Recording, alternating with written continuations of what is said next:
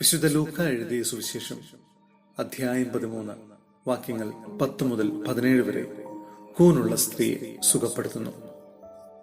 സാബത്തിൽ ഈശോ ഒരു സിനഗോഗിൽ പഠിപ്പിക്കുകയായിരുന്നു. 18 വർഷമായി രോഗത്തിന്റെ അരൂപി ബാധിച്ച് നിവർന്നു നിൽക്കാൻ സാധിക്കാത്ത വിധം കൂനിപ്പോയ ഒരു സ്ത്രീ അവിടെ ഉണ്ടായിരുന്നു. ഈശോ അവളെ കണ്ടപ്പോൾ അടുത്തു വിളിച്ചു പറഞ്ഞു, സ്ത്രീയെ, നിന്റെ രോഗത്തിൽ നിന്ന് നീ മുക്തയാക്കപ്പെട്ടിരിക്കുന്നു. അവൻ അവളുടെ മേൽ കൈകൾ വെച്ചു.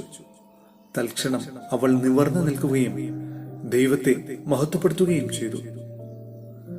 ഈശോ സാപത്തിൽ സുഖപ്പെടുത്തിയതിൽ അമർഷം പൂണ്ട് സിനഗോഗാധികാരി ജനക്കൂട്ടത്തോട് പറഞ്ഞു, ജോലി ചെയ്യാവുന്ന 6 ദിവസങ്ങളുണ്ട്. ആ ദിവസങ്ങളിൽ വന്ന് സുഖപ്പെട്ടുകൊള്ളുക. സാബത്ത് ദിവസം പാടില്ല.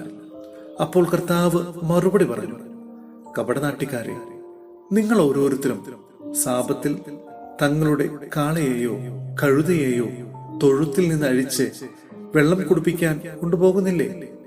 18 വർഷം സാത്താൻ ബന്ധിച്ചിട്ടിരുന്ന അബ്രാഹത്തിന്റെ മകളെ സാബത്ത് ദിവസം ഈ ബന്ധനത്തിൽ നിന്ന് മോചിപ്പിക്കേണ്ടതില്ലെന്നോ?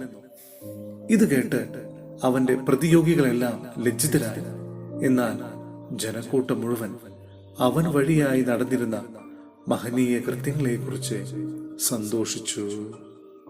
സഹോദരരെ, വിശുദ്ധ പൗലോസ്ലീഹ കൊളോസോസിലെ സഭയ്ക്ക് എഴുതിയ ലേഖനം അധ്യായം 1 വാക്യങ്ങൾ 21 മുതൽ 23 വരെ വിശ്വാസ സ്ഥിരതയിലൂടെ.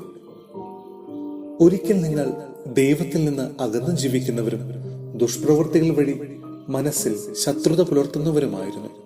എന്നാൽ ഇപ്പോൾ ക്രിസ്തു തന്റെ മരണം വഴി സ്വന്തം ഭൗതിക ശരീരത്തിൽ നിങ്ങളെ അനുരഞ്ജിപ്പിച്ചിരിക്കുന്നു. അവിടുത്തെ മുമ്പിൽ പരിശുദ്ധരും കുറ്റമറ്റവരും നിർമ്മലരുമായി നിങ്ങളെ സമർപ്പിക്കുന്നതിന് വേണ്ടിയാണ് അവൻ പ്രകാരം ചെയ്തത്. എന്നാൽ നിങ്ങൾ ശ്രവിച്ച സുവിശേഷം നൽകുന്ന പ്രത്യാശയിൽ നിന്ന് വ്യതിചലിക്കാതെ സ്ഥിരതയോടും ദൃഢനിശ്ചയത്തോടും കൂടെ വിശ്വാസത്തിൽ നിങ്ങൾ നിലനിൽക്കേണ്ടിയിരിക്കുന്നു. ആകാശത്തിന് താഴെയുള്ള എല്ലാ സൃഷ്ടികളോടും സുവിശേഷം പ്രസംഗിക്കപ്പെട്ടിട്ടുണ്ട്. പൗലോസായി ഞാൻ അതിന്റെ ശുശ്രൂഷകനായി.